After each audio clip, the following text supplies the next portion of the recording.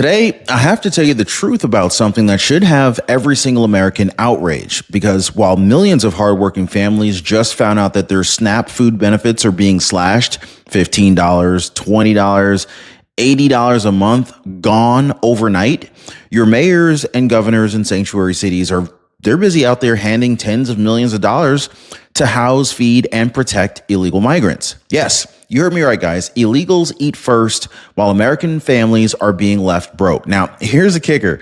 Donald J. Trump warned us that this was coming. He warned us that the chaos of the sanctuary cities, the fraud in the food stamp system, and the collapse that would follow when Democrats chose illegals over citizens. And now it's playing out in real time. Now, folks, it gets even worse than that, because this isn't just about food stamps disappearing from your table overnight. This is about entire neighborhoods losing their grocery stores, pharmacies, and their safety all at once. I'm talking Walgreens, Walmart, Dollar Store, Family Dollar.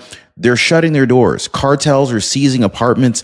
ICE raiding complexes overrun with gangs, while protesters outside are screaming that the real victims are the illegals.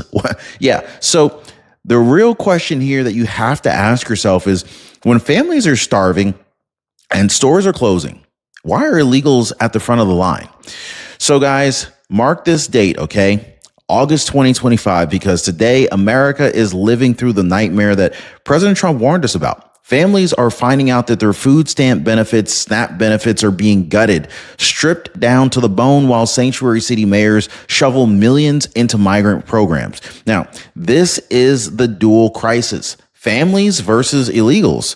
And the elites in charge, they've clearly made their choice. So I want to go ahead and break it down for you guys. So the Congressional Budget Office, the CBO, says that 2.4 million people will lose their benefits outright. Okay. They're not getting any more SNAP food stamp benefits getting cut off, right? The Urban Institute, their estimate is even more devastating. 22.3 million families losing some or all of their food aid. Now think about that for a second. Okay. This is not just a statistic. This is your neighbor, maybe. You're the single mom that's working 2 jobs, the senior who can't even afford prescriptions, barely can afford their Medicare payments, groceries in the same month, Social Security recipients, SSI, SSDI. It could be any one of these folks. So the average cut is around $15 to $20 per person. I know it might not sound like very much, but for a family of 4, that's $60 to $80 per month gone every single month. So that's not pocket change. That's milk, bread, eggs, gas in the gas tank, you know? So here's the kicker. These cuts, they're not some far off future. They're hitting in waves. Some states, they're already rolling them out right now. The rest are, they're bracing for October 1st. Others are bracing for January 1st. Families are being told, reapply, prove you deserve it, or watch your benefits go to zero. Now, let's go ahead and lay this. I want to go ahead and lay this next to the reality in sanctuary cities, okay? So in Denver, for example, the Democratic mayor just slashed police budgets while approving a $46 million migrant package. $46 million, guys. That's a lot of money. So what are families getting at the same time? Well, benefit letters telling them, sorry, you're cut off. So let me ask you, how is it possible that in America, families who've paid taxes their whole lives, they're being told to eat less, while people who broke the law to cross our border are handed housing, transportation, and hot meals on your dime? This is why millions of Americans are, frankly, they're pretty angry, because the food stamps are gone, but the migrant programs are fully funded. And I'm going to go ahead and tell you this, guys. We're just scratching the surface, because it's not only food stamps that are disappearing. Oh, there's a lot more that's going away. In fact, it's the stores, the very stores that you would use those food stamps in, that are shutting down. Walgreens, Walmart, Dollar Store, Dollar Tree, Family Dollar. They're all collapsing in cities where crime is out of control. And in just a moment, I'm going to show you how entire neighborhoods, they're being left without a single pharmacy or even a grocery store. But before we even get to that, let me ask you, what happens when you cut families' food aid and then make their last store disappear? What happens in that scenario? Well, here's the real question. Are you in charge of your health coverage, or is your insurance company? Now, I know most people, they don't even realize that their plan changes behind the scenes every single year. Doctors come and go, benefits shift, and before you know it, you're paying more and you're getting less. But when you work with Chapter, this is why I've partnered with them. You actually get back in the driver's seat. They walk you through your options so that you can say, hey, yes, this actually does make sense for me. Now, one of our viewers, Sharon Bertusik, she said it best. Chapter was the only one who cared about my needs, not their commission. Amen to that, right? So let me ask you this, guys. Who do you want to be in charge? You or your insurance company? Most people, they're already choosing themselves, and they're calling Chapter on the phone number down below, 909-563-8279, or they're visiting askchapter.org/Ron. Don't be the last one to take control. So let's go back to Denver just for a moment, because this city has become ground zero for the insanity. In fact, the mayor, he didn't just cut food benefits for families indirectly. He's cutting police funding too. Why? To make room for that $46 million migrant package. $46 million for people who aren't even supposed to be here. Somebody help me to make sense out of that. All right. So now think about the trade-off. Okay. Families scrambling to stretch a smaller food budget, seniors on Social Security, SSI, SSDI, they're wondering how to make $20. They're wondering how to make $20 feed them for another week. Meanwhile, illegals are given hotel rooms, they're getting room service, prepaid debit cards, bus passes, and even medical screenings. So families are cut off, illegals are cashing in, and I got to ask, how in the world is this justice, right? But folks, this is only half the story, because even if you somehow keep your benefits, where are you supposed to spend them when the stores are gone, right? So here's what's happening on the ground, boots on the ground. In Denver and across Colorado, Walgreens is shutting down locations. Aisles are locked behind glass, shelves empty because theft is out of control. And they're not alone. Walmart is closed. Family Dollar is closed. Dollar Tree is closed. Boarded up windows where your community grocery store used to be. Now, here's the devastating twist. When one store closes, criminals don't stop. They just move on to the next one. So every Walgreens that's left standing, it becomes the new target. And so what happens to the law-abiding families in these neighborhoods? Well, they're forced to walk miles for groceries. Some don't even have cars. Now imagine a single mom with kids or a senior with health problems being told that the nearest affordable store is like 6 miles away. You see what I'm saying here, guys? So let's connect the dots. Food stamp benefits slashed. Sanctuary mayors funding illegals instead of families. The new remaining stores, or I should say the few remaining stores, they're closing their doors and are leaving families stranded. So tell me, what kind of country does this to its own people? And here's the real kicker. This collapse, it's not random. It's not just bad luck. No.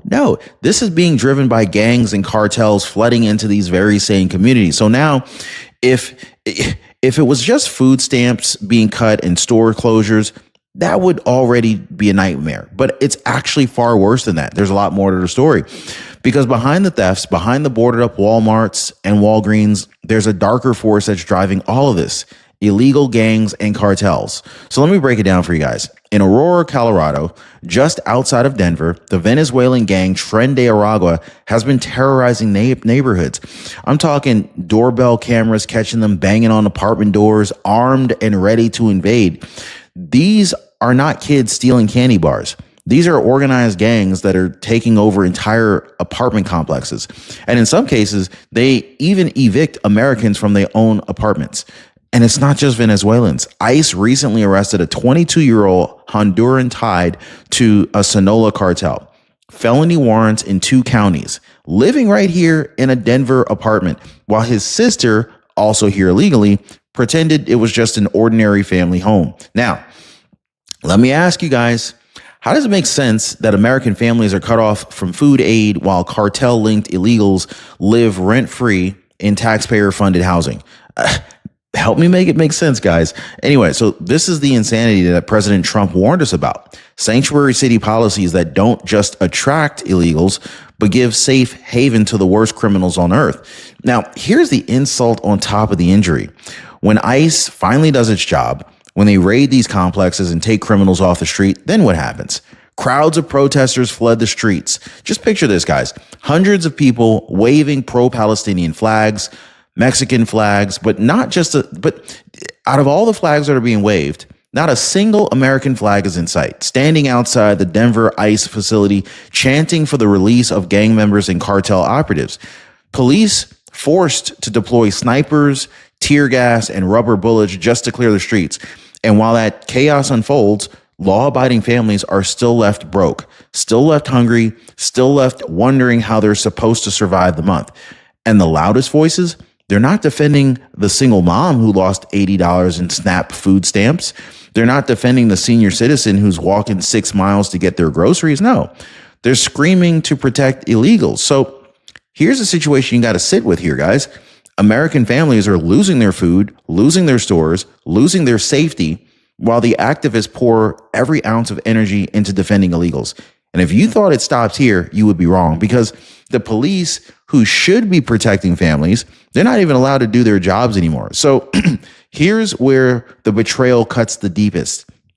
Because even when the police do manage to arrest these criminals, gang members, felons, violent offenders, sanctuary city laws force them to let them go. Now imagine that. You got a murderer, a man serving 20 to 25 years in state prison. He finally gets released. In a normal state, that inmate is immediately handed to ICE to be deported.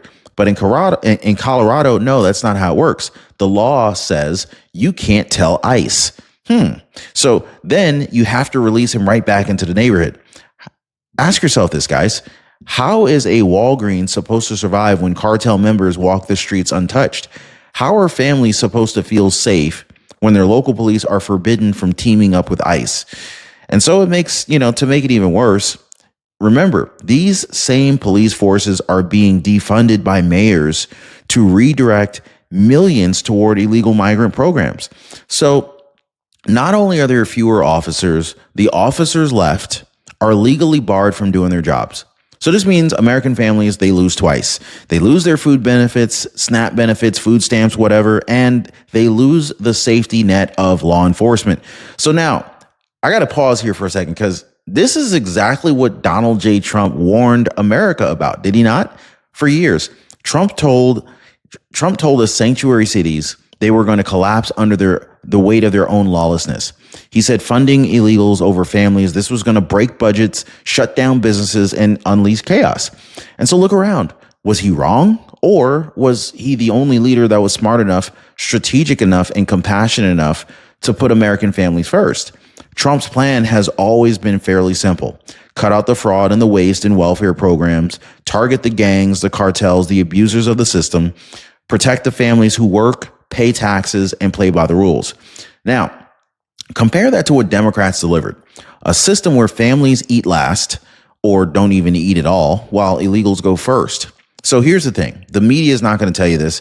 They're going to paint Trump as the villain. They're going to paint these raids as being heartless. But you and I both know better, because we can see who's really suffering. Not the illegals who are eating free meals, but the citizens that are being left broke. But I got to show you what this really looks like on the ground, because these elites, they play politics every day. While these elites are playing politics, everyday families, they're losing thousands in food stamps. They're being forced to make choices that no parent or even grandparent should have to make here. So let's go ahead and bring this down to the kitchen table levels, okay? Families across America, they're already sounding the alarm. Look on TikTok, in local news interviews, anywhere that someone is willing to listen. Parents are posting their letters from the state showing hundreds slashed from their monthly SNAP benefits. Families of 5, they're losing $1,500, even $2,000 per month. Think about that, guys. Rent or food, utilities or medicine. Like, these are the choices that they're being forced to make in one of the richest nations on earth here. And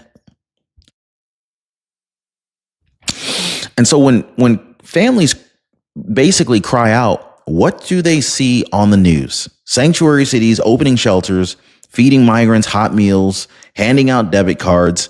The contrast really couldn't be any clearer. Illegals eat first. American families are left broke. This is why Americans are furious, because they're not just being neglected, they're being betrayed. And now we arrive at the final judgment, guys. This isn't about politics anymore. This is about survival.